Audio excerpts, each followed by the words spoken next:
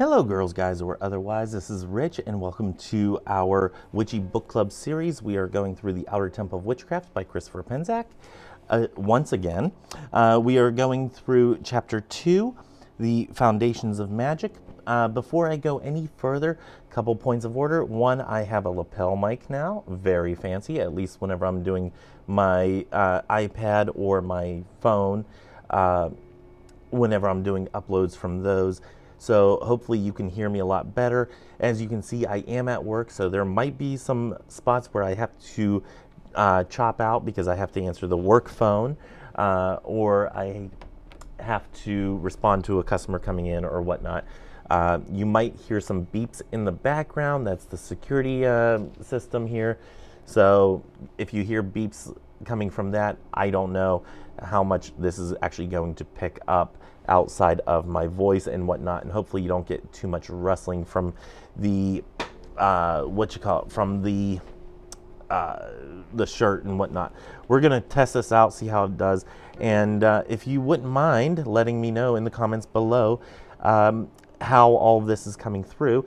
Hopefully I can get this done so it actually works on my computer as well, but I was having a little issues with OBS and, actually having it pick up on the computer.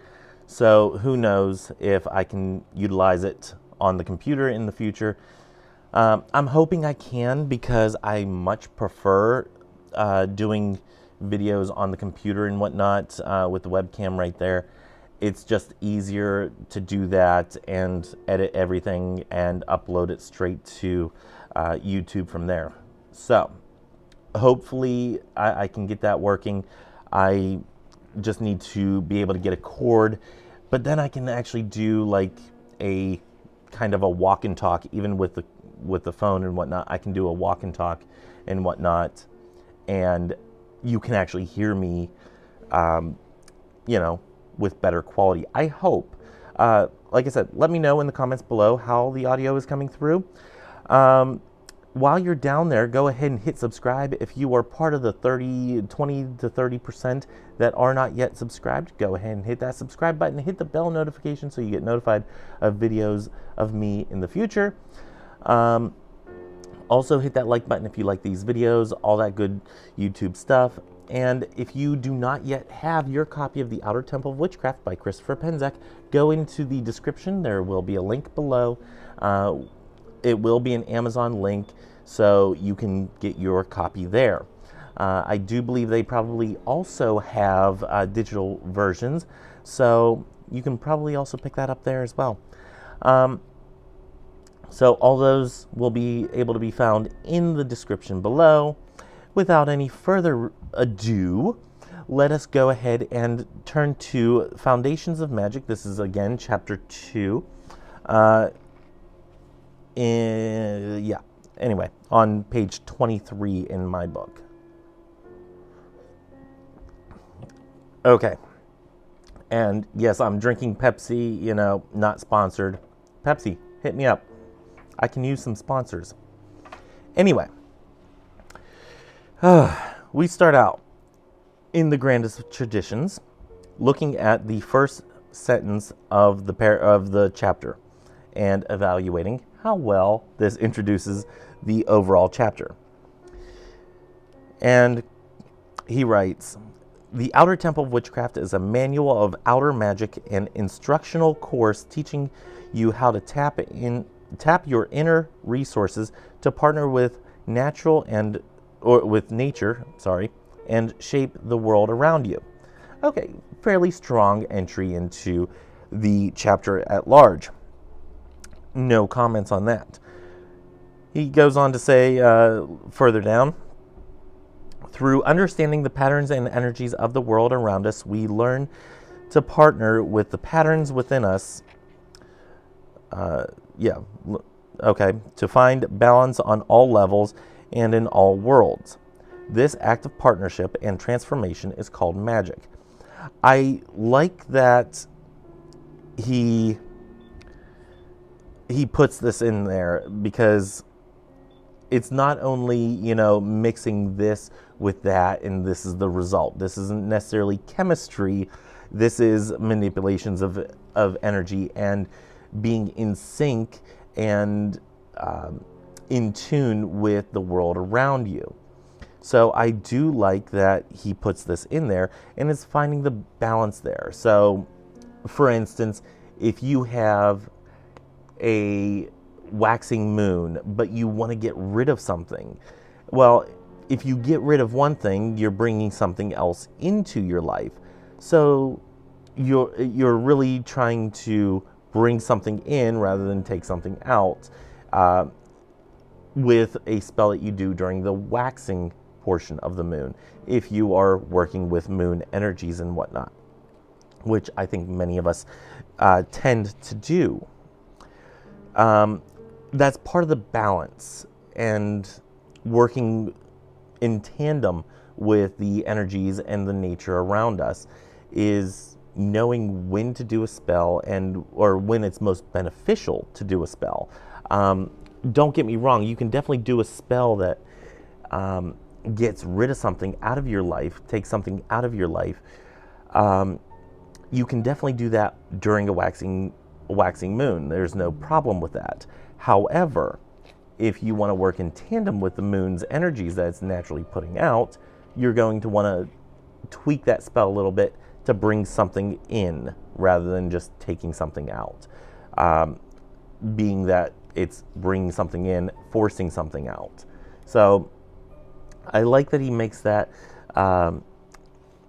case there, that statement there, that knowing or understanding the patterns and energies of the world around us and partnering with those patterns.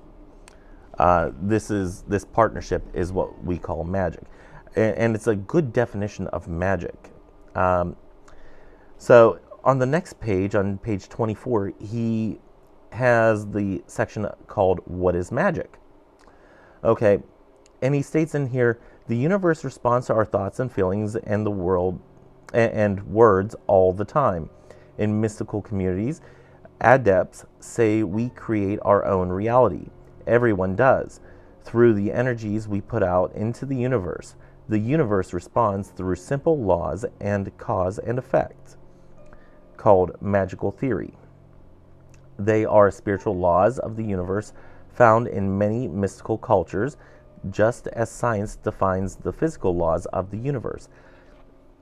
In this, it is important to note that science and magic are not necessarily synonymous with one another. Science deals with the physical.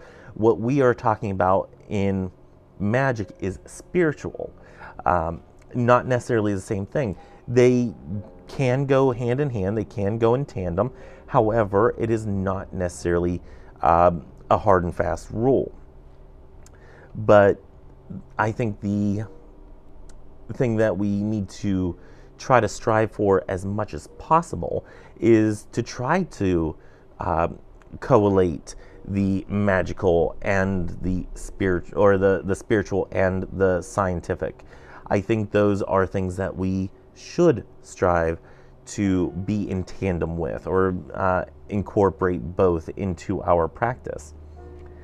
So I do like that he has a clear definition of this is spiritual and this is science.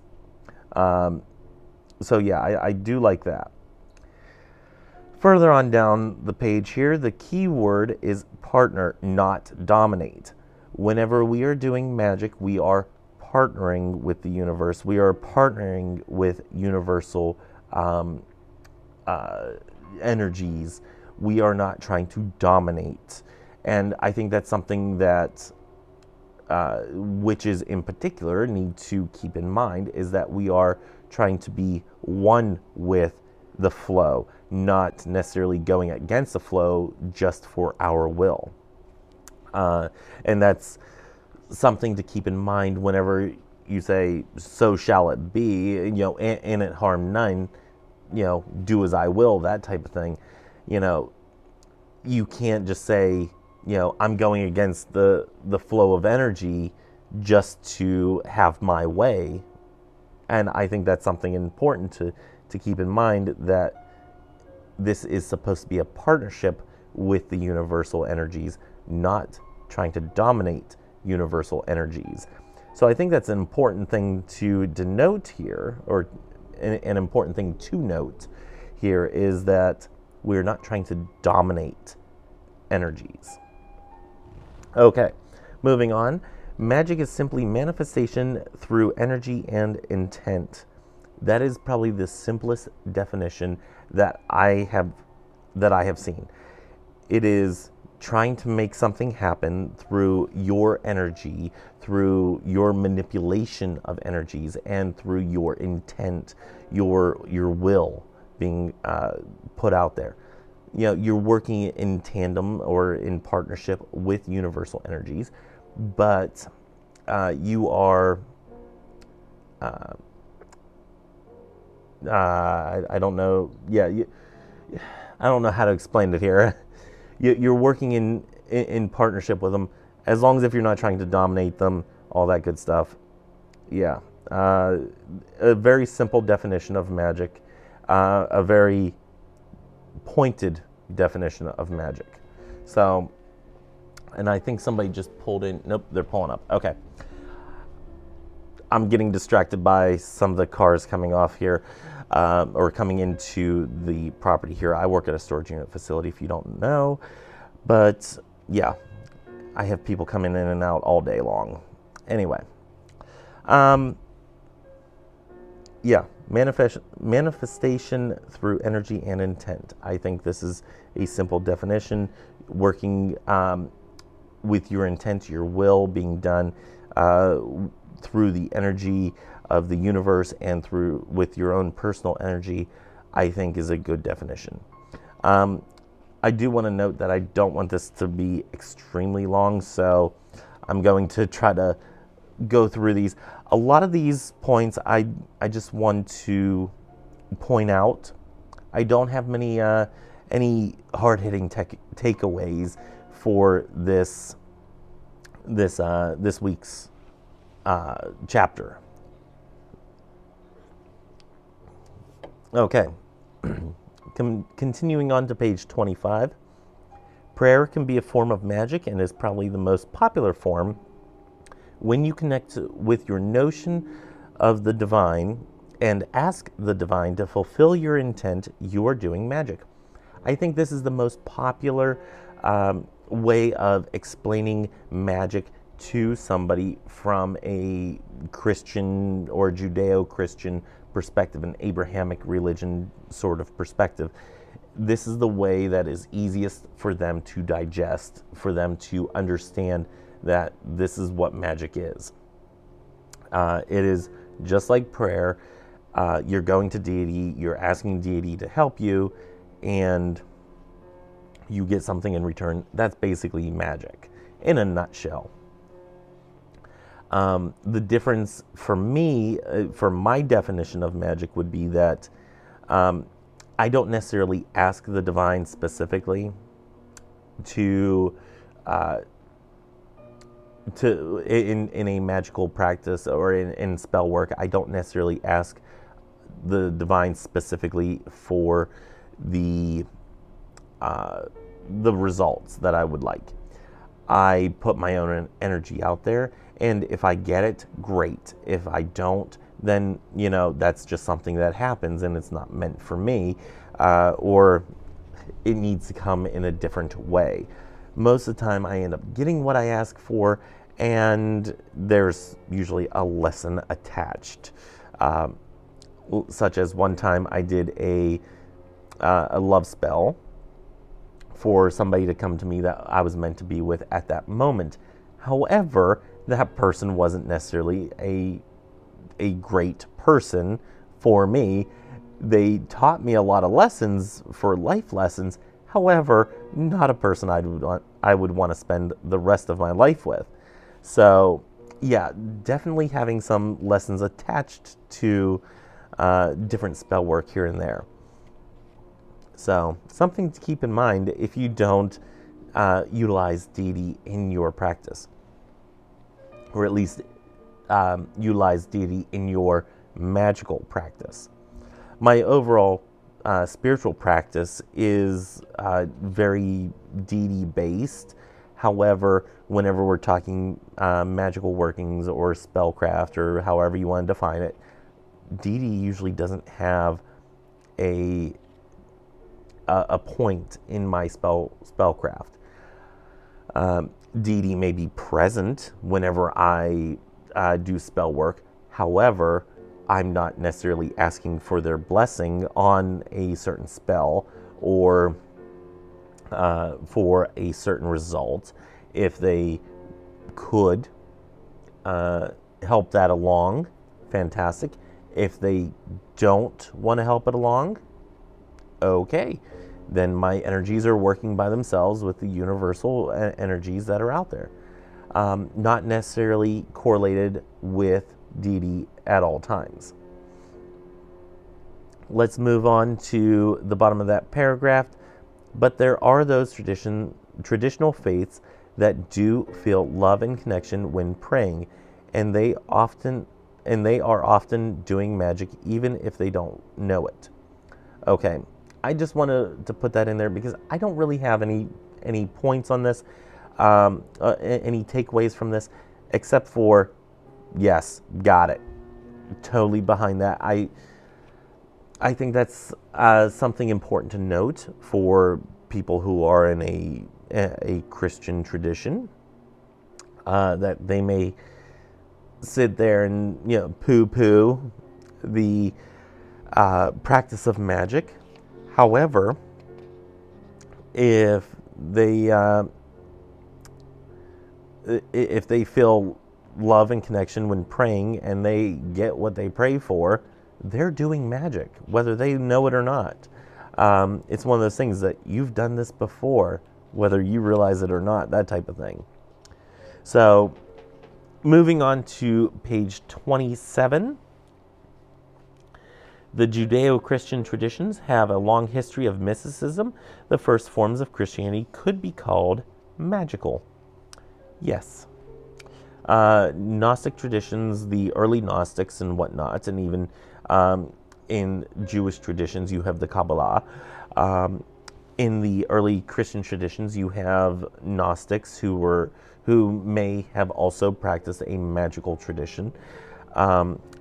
Granted, a lot of Gnosticism is rooted in the knowing of something beyond the Judeo-Christian God, but knowing that there is something else out there, that there is something beyond, and the striving of greater knowledge and greater wisdom beyond what is flatly taught by the church. In Kabbalah, you have more of a mystical tradition where you read so much more into verses and whatnot. Especially the Psalms are fun ones to do and whatnot. But you see Jewish rabbis that will sit there and they will have discussions on one verse and what it means, and they will pick it apart every which way with different traditional aspects, with different types of readings and whatnot. And I think it is absolutely beautiful and whatnot. He even goes on in this paragraph, the Jewish traditions keep their mystical lore in the form of the tree of life, the Kabbalah. And even early church Christian magic, it was deemed a miracle or blessing. I can tend to agree with that.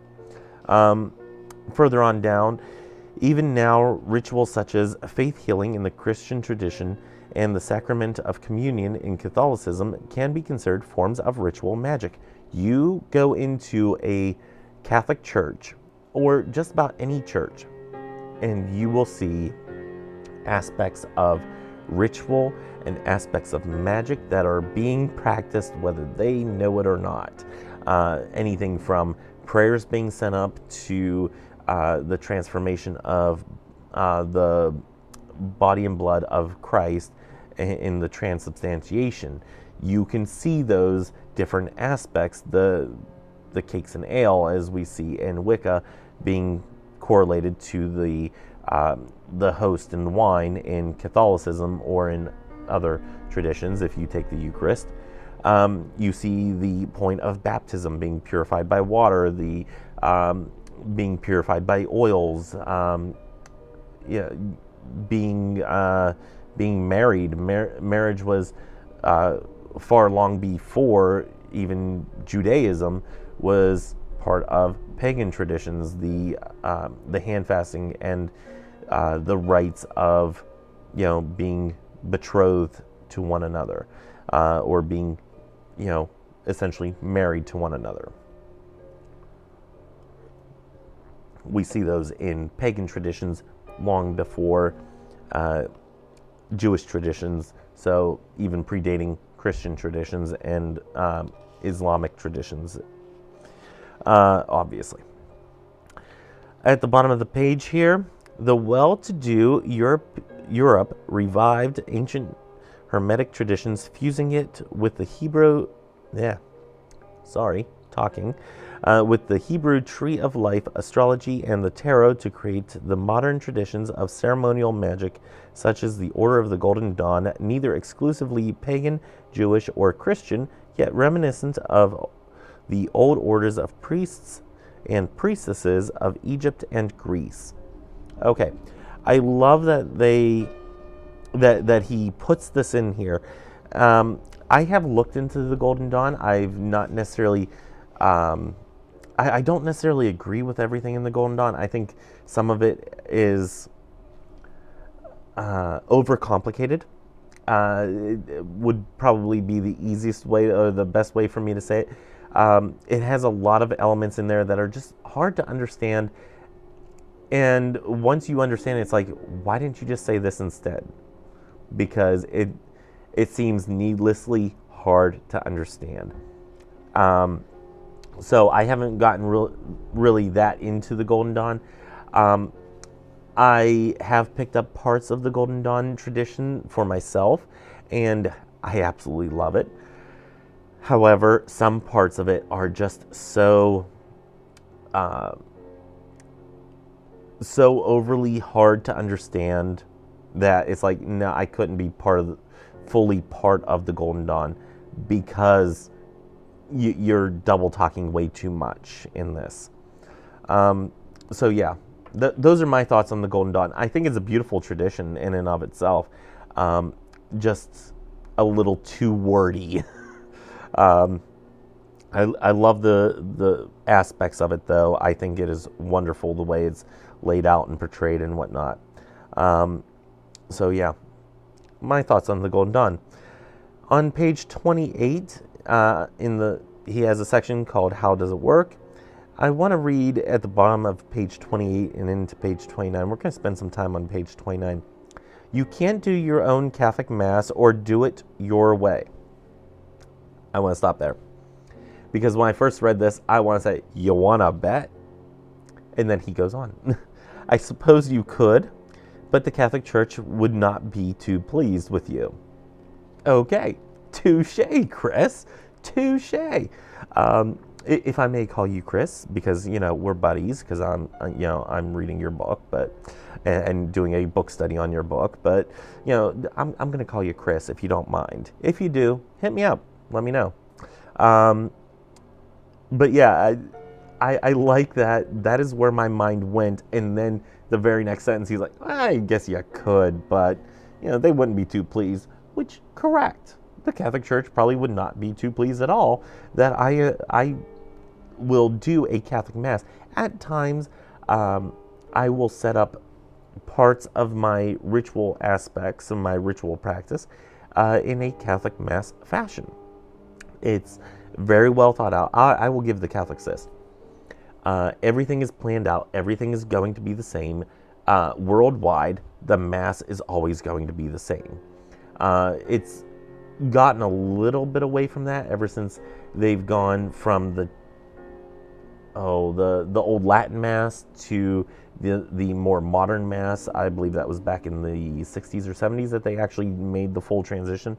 And now they're going to, I think since Pope Benedict was in, So he gave them permission to go back to the Latin Mass if they were more comfortable with that, which I think doing a Mass in Latin for a group that does not speak Latin is incredibly deceiving. I would never want somebody to attend a service that I was doing or a ritual that I was doing wherein they could not understand what I was saying. I think that is a shady way of doing a ritual.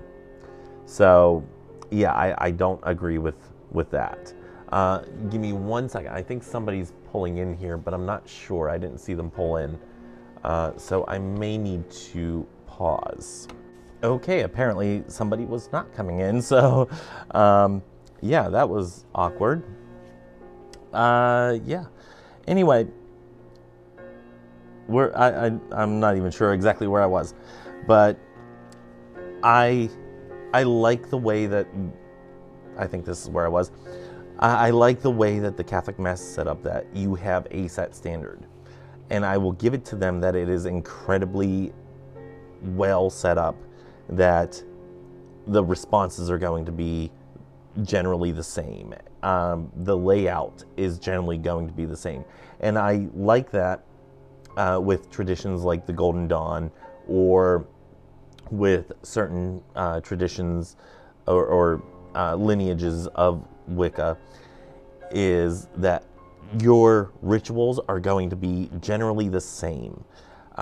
If you have a set way of doing things, it's going to not change, and you can go from one group to another. Say you're on a trip or something like that, you can go from one group to another, still have ritual and hold ritual with somebody, but that not being your home. But you can be part of that group, even if it's just for a one-off, and still honor deity in that way. So I will give them that. He goes on to say, witchcraft, on the other hand, encourages you to find your own voice and spread your own wings. No one can do it for you. I like that there is this this part of personal responsibility.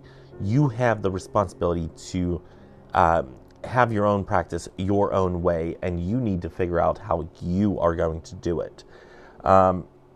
One exercise I would encourage you to do is look at how different religions do their practice, how they hold ritual. What are the parts of that ritual that you enjoy? So take something like the Catholic Mass. If you want to have something like a Catholic Mass where it is a set standard, or even if you don't want something like the Catholic Mass, but you want to use it as a way of like a standard or a framework. If you want to take the framework from it, you can take, whenever we enter, we're entering in this fashion. Whenever we are there in that moment, how do we call upon deity? Whenever we're done calling upon deity to be there, are we singing any songs? If we're singing songs, what songs are we singing? Does it depend on the time of the year? Does it depend on what the message is? Stuff like that. Is there going to be a message?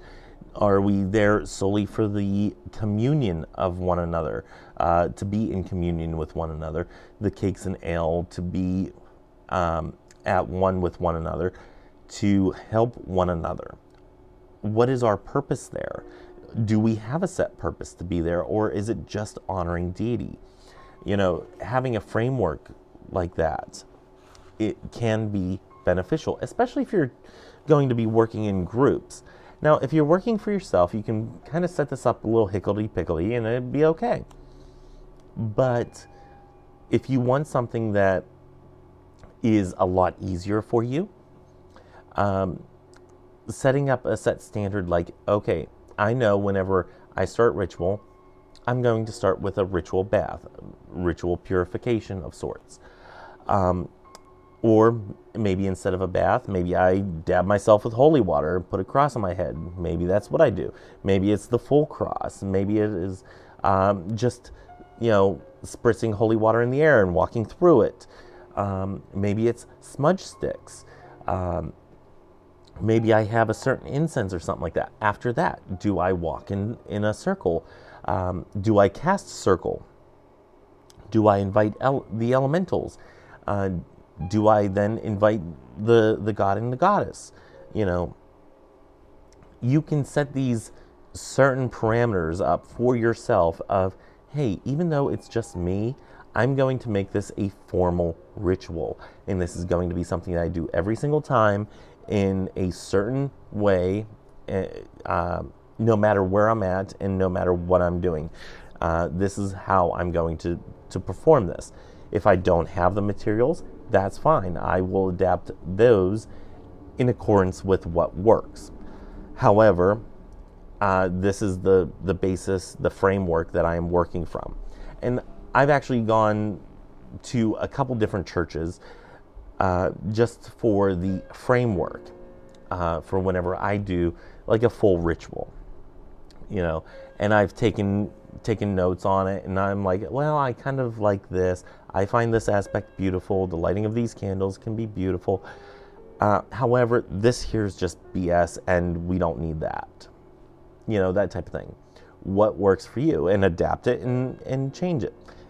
The personal responsibility, the onus is on you as the practitioner to come up with how to find your own voice and spread your own wings, as he says in here.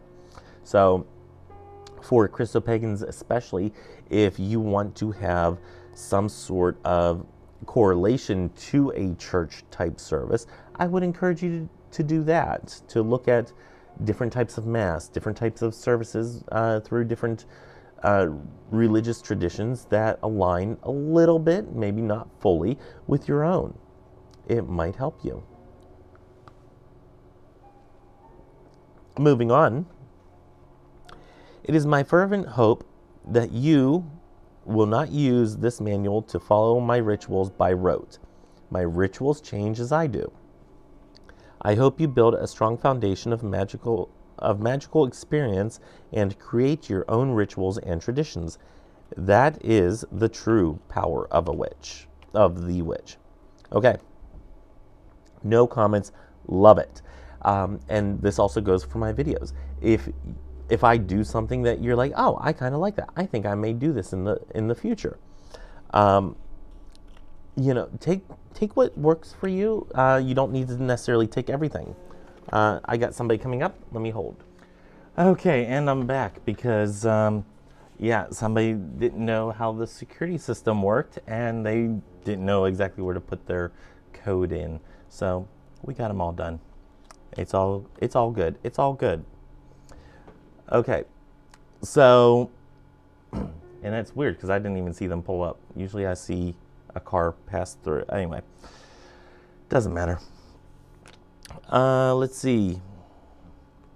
I don't think I have any other issues on this part of creating your own rituals and traditions. I think, as I was starting to say, is take what works for you, leave behind what doesn't, and make it your own. It's okay. If you tell people, hey, Rich told me about this, but I've changed this, and this is how I do it. If you make videos and you learn something here and then put it on your own channel, fantastic. Let me know that you changed something, and I am quite intrigued, and I would like to know what you changed, because maybe that might improve my practice. Always loving that. He goes on to say, the first criterion is a clear intuition or clear intention. You must be very clear in the outcome of your magic. Okay. That tongue twister of a sentence for me, or sentences. Yes, you need to be clear with what your intention is. Having the goalpost in mind and knowing what you're going for before you actually go to get it. Knowing what your intention is and being clear on what you're going to try to strive for, or what you are striving for, is an important part. Having that clear mind of outcome, but not necessarily knowing how you're going to get there, but knowing what you want. I think that is very important. Further on down, always spell for the final result, not the way you think it should come to us. Part of the partnership with the divine is to acknowledge that the universe is ever abundant and how we can conceive a spell as human beings is limited. I agree. And skipping around here, if we envision only one path to us, then we close all other doors. We ask the final result be correct, harming none, for the highest good, but we don't close any other doors that could bring us our desired result. Okay. I don't always put in correct. I don't always put harming none. I usually do. I will flat out say that. But there are some times whenever you are doing something a little bit more baneful, because people need to be safe from certain other individuals, that I don't care if it harms the individual that is being harmful. Yeah, I don't care what happens to them. I care what happens to the other people around them, and I will be very specific in what I do in a working, especially whenever it comes to something baneful or a little bit more negative. And for the highest good, not always something I put in, especially if I'm trying to make sure that somebody is being kept safe away from a harmful person. Again, talking about like some baneful type stuff. I don't do it very often. Very, very rarely do I. But being for the highest good is for the highest good of the innocent, of the people who are needing to be kept safe. So yes, I am a proponent for not doing baneful magic or negative type of spell work. However, sometimes witches need to witch, and that's how things are. You can agree or disagree, and that's just fine, but sometimes we just need to throw down and not be as passive. That's just my view on it. Let me know by leaving a comment below if you agree or disagree. Moving on to page 31, under the title of Why Do We Do Magic? I kind of have this entire paragraph that I'd like to read. Witchcraft is a religion of experience. We don't take anything on faith. We don't need faith, really, because we have a personal experience and relationship with the divine. We experience what we learn directly and require no prophet or ultimate intermediary. We learn to connect in our own way. A couple things about this. I kind of disagree that we don't take anything on faith. We take things on hope and faith and trust that things are going to work in accordance with our will. So even though we have that personal relationship and with the divine, we have personal experiences that things will work out and pan out for us. I can't say that we don't need faith. So I do disagree with him on this.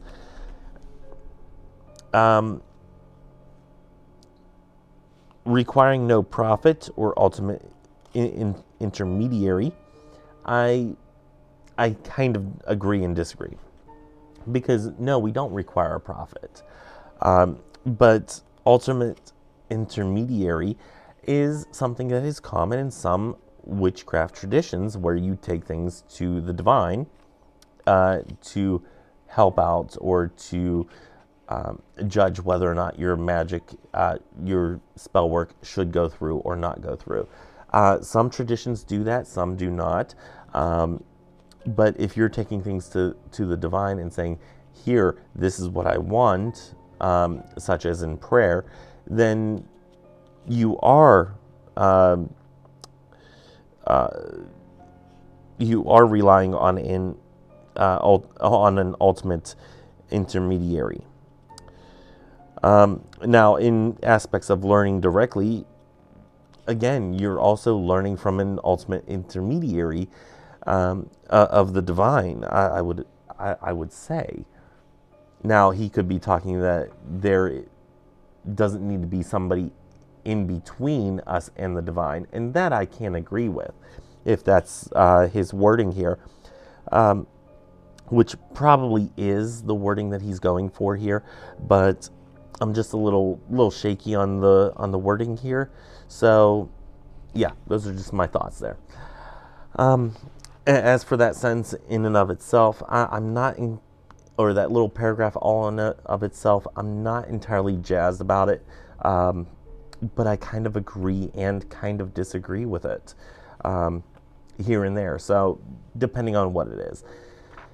Let's move on to page 32, and I'm going to wrap it on up here.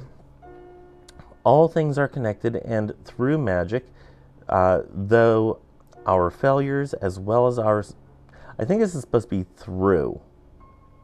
I think this is a typo.